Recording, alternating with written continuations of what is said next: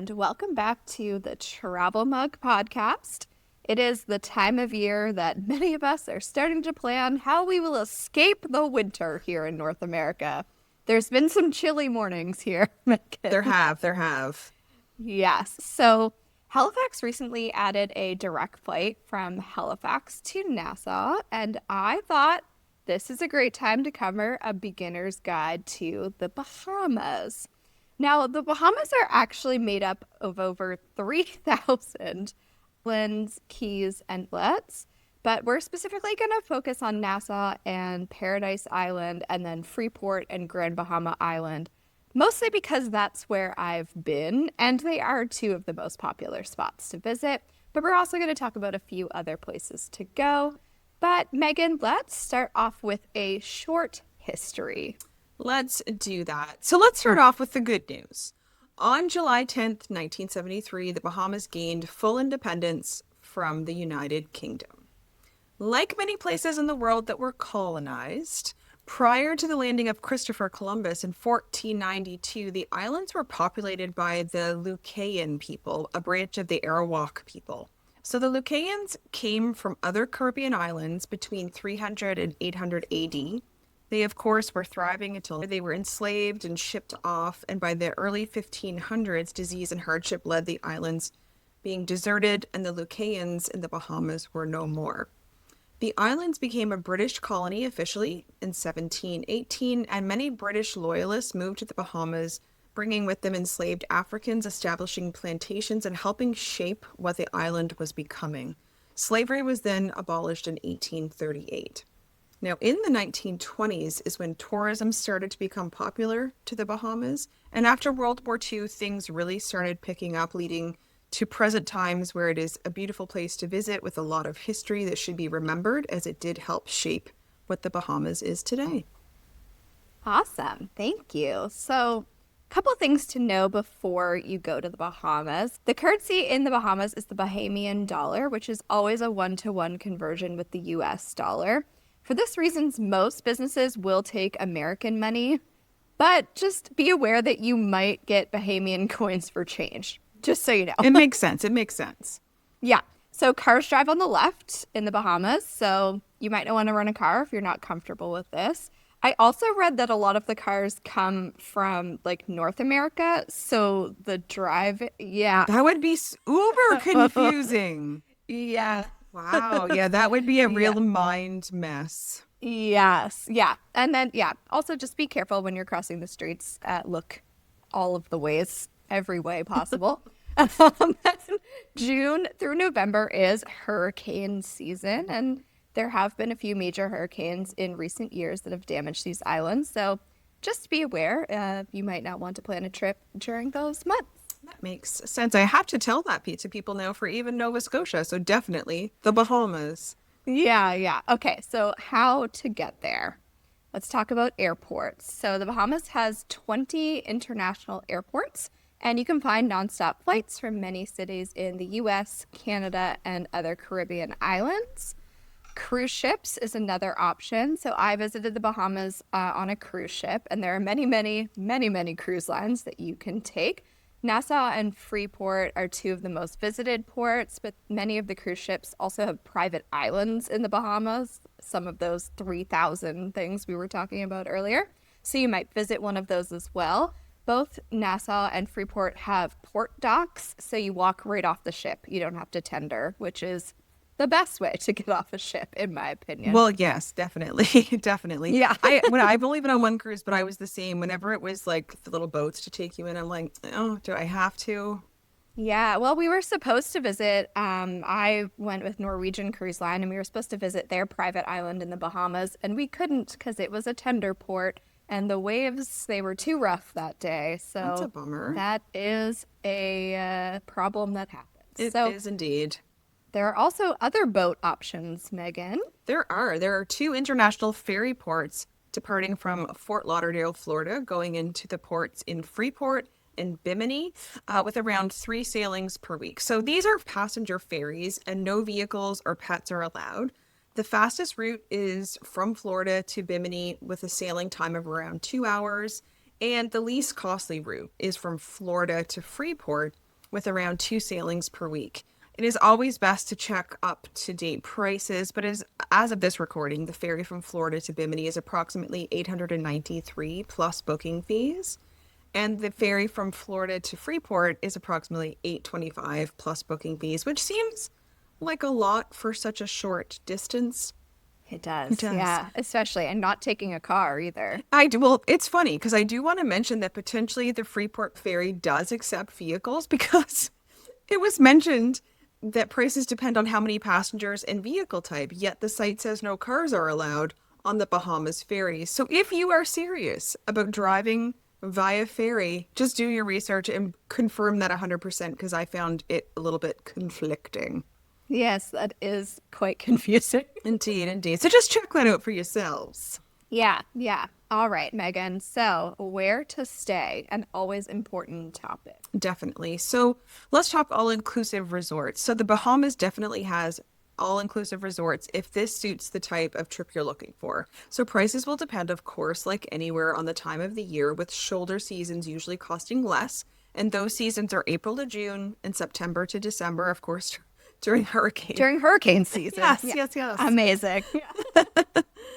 So they have a lot of resort types such as Sandals and Riu that you can find in other warm destinations, including both family friendly and adults only. Not all resorts are all inclusive, including Atlantis, which Jen will talk about a little bit later. So either work with a travel professional to book and get exactly what you want, or just be really thorough when you're booking to ensure that the resort has the inclusions that you're looking for, because no meals included when you think you're going to have them would be very disappointing. Yeah. Dry season there is December to April with very comfortable temperatures between 21 to 29 degrees Celsius during the day, which is 70s to mid 80s. So that could be a really great time to go as well, December to April. Yeah, for sure. And like you said, like there's a lot of hotels and rentals all over the place. I, of course, stayed on the cruise ship, so I do not have a specific recommendation for you. But I do want to talk briefly about Atlantis because it's pretty well known, pretty popular, and it was one of the options that our travel agent gave us for winter 2026 when we were doing our research. So Atlantis is a resort on Paradise Island, which is technically part of Nassau.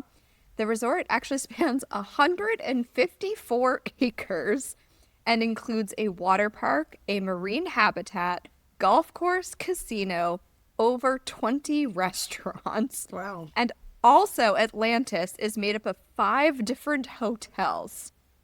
It's wild, all of which have different vibes. Naturally, yeah. Of course, yeah. So like you said, it's not a traditional, it's not an all-inclusive resort. Access to the water park, beaches, and pools are included, but food and drink are not included. So it's nice that the water park is at least included. At least there's that.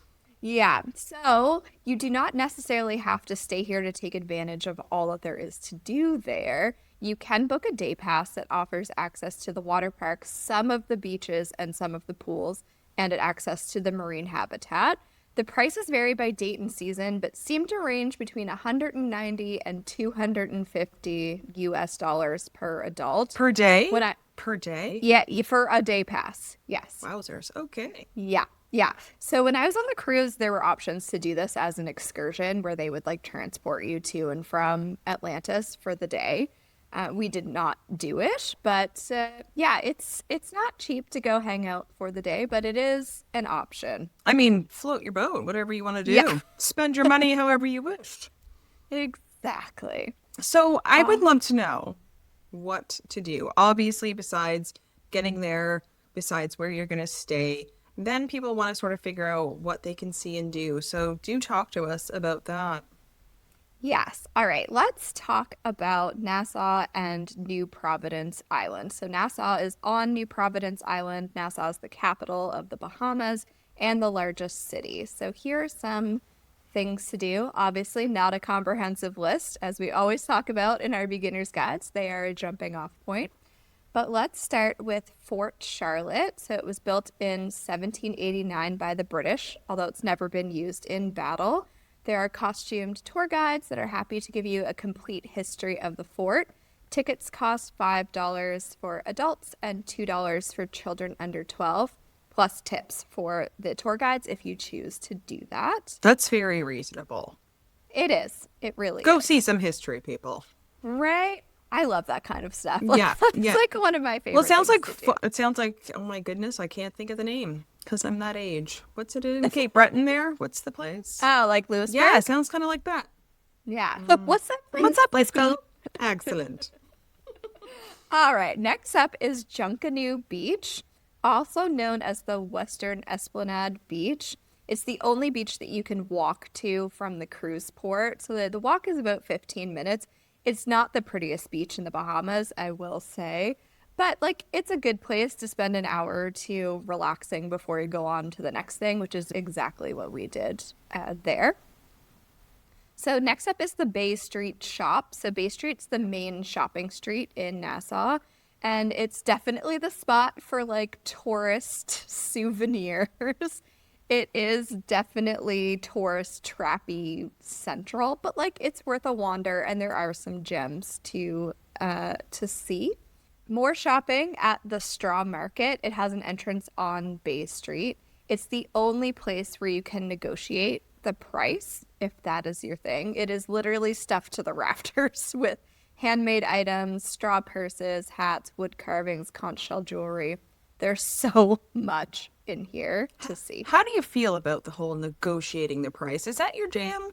Oh, it is absolutely not my jam. It makes me feel so uncomfortable. I'd like to Same. leave, please. I'm like, here, I'll just pay you more than you're asking for. No, no, no. Just so I don't have to bargain. Whatever you want, I will give you. Literally. Oh, gross. Yeah. Yes. Yeah. My father No. loves it. He thrives off it. It makes him so happy. And I'm just like, oh, no. No, I mean, people love it. But Yes. yeah, it is not my jam. No, it makes me uncomfortable. Same. All right. So next up is the Pirates of Nassau Museum. So it gives you a look inside the real pirates of the Caribbean. It's weird though, because you pronounce it Caribbean when I'm talking about the islands, but when you're talking about the movie, it's the Caribbean. I never thought of that before. Yeah. Oh, wow. I would never say Pirates of the Caribbean when you're talking about the movie. That's crazy. It is. Good. Very. Hollywood has trained us. I know. So you can learn about the infamous Blackbeard and the golden age of piracy. It's an interactive museum. It's pretty small, but it is close to the cruise port. It was on Bay Street, if I remember correctly. So next up is the Queen's Staircase. It's located inside Fort Fincastle. It was hand carved out of limestone by slaves in 1793 and 1794. They were later named in honor of Queen Victoria, and it's commonly referred to as the 66 steps. However, only 65 steps remain now. I don't know what happened to the last step. The lore of the last step. No idea. So Fort Fincastle is free, but donations are appreciated. And last up that I'm going to talk about here is Parliament Square. So if you're interested in some colonial architecture, you don't want to miss it. It was built in 1815 by the Loyalists, and these flamingo pink buildings, they're beautiful, are the House of Assembly, the Senate, and the Supreme Court, and some offices. So it's on Bay Street, so you'll find them when you're walking by. Excellent. I love all that. It's like, of course, touristy stuff mixed with a little beach, mixed with a little history, all of the sort of things that you could maybe also on Bay Street, it sounds like, sort of fit in during a quick cruise stop visit or, take a day or two if you are staying there. But let's talk about Grand Bahama. All right, yes, let's island hop over. So the first one I'm going to talk about is Garden of the Groves. This was one of my favorite stops that we visited. It's a 12-acre botanical garden with walking trails. The gardens have native plants and birds, and I wasn't scared of the birds. Oh, I would Megan. love the birds. I know you would. It also has a church and a small souvenir market and cafe. We took the guided tour that walked us through the gardens. They discussed local plants and their uses in medicine and the local history of the area. We did have lunch in the cafe, and I do have to recommend the local Goombay punch to drink. It's a locally made soda. I went to school with some Bahamians, and as soon as you said gourmet punch, a memory popped into my brain. I've heard of that before because of them, so that's cool. It's delicious. All right, so Port Lucaya Marketplace. It's another shopping spot. It's got some chain stores, but there were also some local artisans there as well. We bought a Christmas ornament from a local artist named Gina. Her store was called Coconut Treasures. So if she's still there, be sure to stop by. Her son or nephew, I think, was going to university in Halifax. So we had a little good chat and conversation. Nice. So that was really interesting.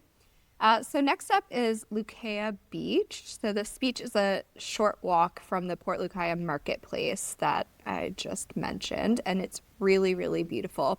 The beach used to be part of the Memories Grand Bahama Resort, which was unfortunately damaged by a hurricane, and they never repaired it.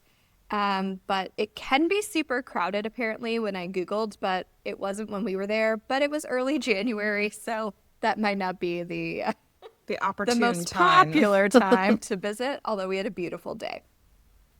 So last up is the Bahamian Brewery. So if you love some local beer, you can take a tour of the brewery for $15 per adult. 45-minute tours, they're offered Monday through Friday, 9 a.m. to 2 p.m. So you're drinking early. It's an early day. Yeah, of course, the tour ends at the in-house bar where you can sample the beers. As you should. As you should. So let's talk about beaches because I know I mentioned just 2 beaches that I visited, but likely if you're planning a trip to the Bahamas, it's for some beach time. So to give you a few more options, I consulted a travel and leisure article titled The 8 Best Beaches in the Bahamas According to a Local. I'll link that in the show notes if you want to go check it out for yourself. I didn't include all of them in this episode because some of them were only accessible by like private boat or like completely off grid, which I didn't really think was the vibe that most of our listeners are going for. But if you are, go check out the article. Get your boat and get going. Yeah. Okay. So first up, for a stunningly Instagrammable beach, head to Pink Sand Beach, which has, Megan, pink sand, as you probably guessed. I did. I got that one right. Yeah. So the beach is on Harbor Island, and the beach sand doesn't get as hot as other beaches. And if you want the best, pinkest photo, get your camera out right after the tide goes out and the sand is still wet. Makes sense. That is the trick. All right, so Cape Santa Maria on Long Island boasts extremely soft sand, beautiful sunsets, and turquoise water. What more could you want? Honestly, Megan, I just want to go and pack my bag. I know it is right now. it is even that cold here, and I'm ready. I know. I'm ready. All right, next up, Cabbage Beach on Paradise Island. This beach is a popular spot. It's close to the Atlantis Paradise Resort. They offer water sports, beachside restaurants, and tranquil water, so a good option if you're already in that area. Gold Rock Beach on Grand Bahama Island is part of the Lucayan National Park, so with a day pass, you can take advantage of this stunning beach. And the last one I'm going to mention is Love Beach on New Providence Island. It's about 20 minutes away from Nassau, so you can take the local bus or taxi. It's close to the airport and a great place apparently to try some snorkeling because it's close to 40 acres of protected coral. Excellent. Do you snorkel? We've never discussed. I have in my youth. But not in adulthood. And I don't know how good I'd be at it now. Yeah, I think the same. I'm sure I put a snorkel mask on as a child, but I think in my brain, the breathing through the mouth with my nose covered, I think it causes me a little bit of anxiety. Yeah, I think you'd have to practice. Yeah, in my tub or something. In the bathtub, yeah. I don't want to go out to the open ocean first time. All right. So let's talk about, before we move on, Big Major Key, aka Pig Beach or Pig Island. So Big Major Key is an uninhabited island, but it is known as the original spot where you can swim with pigs. However, there are other spots on other islands as well. So, swimming with the pigs is one of the experiences that comes up the most when you Google what to do in the Bahamas. I'm sure most people have seen the pictures of people in the water, beautiful, crystal clear water with these pigs. So I personally haven't experienced it, but I think it's worth thinking about the realities of swimming with pigs. They can be aggressive. They do obviously poop in the water, which gross. And like simply put, the pigs aren't meant to swim in the water all day. It's not great for them. Honestly, this is a must skip for me. A lot of people do it. You have to make the choice that's right for you, but I would gently persuade you not to do it. Yeah, this one is like, I would love to because I love animals, but apparently you're not supposed to feed them from the boat. Therefore, Yeah. they're not supposed to be as much in the water. But I don't know if I actually could go through with it. I love the idea of being close to animals, but this one is an iffy one for me as well. It's not like they're in a zoo, but also, is this what people should be doing? I don't know. Yeah. Yeah. I mean, I've read a couple of blog posts, so people sharing their experiences who've actually done it. And the couple of blog posts that I've read, most of them went away from the experience feeling a little bit icky about the whole thing, which is, I think, how I would feel if I Yeah. actually did it.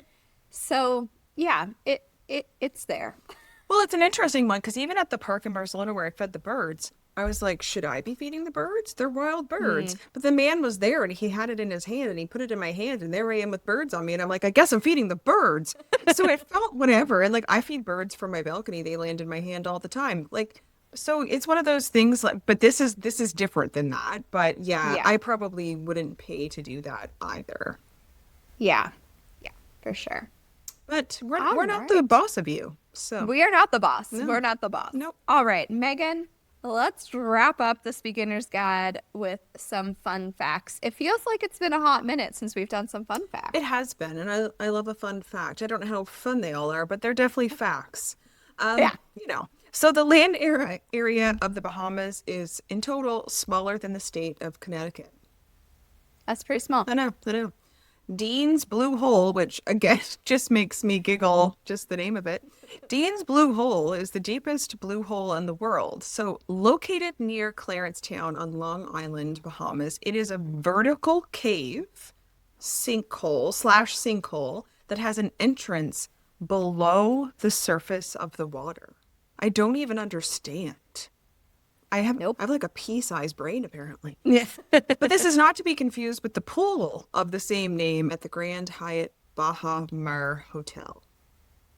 So, Don't be confused. no, please don't be confused. Please don't be confused. Now, on January 17th, 1977, snowflakes fell for the first time ever in the Bahamas. And the lowest temperature ever recorded there was 3 degrees Celsius or 37 degrees Fahrenheit.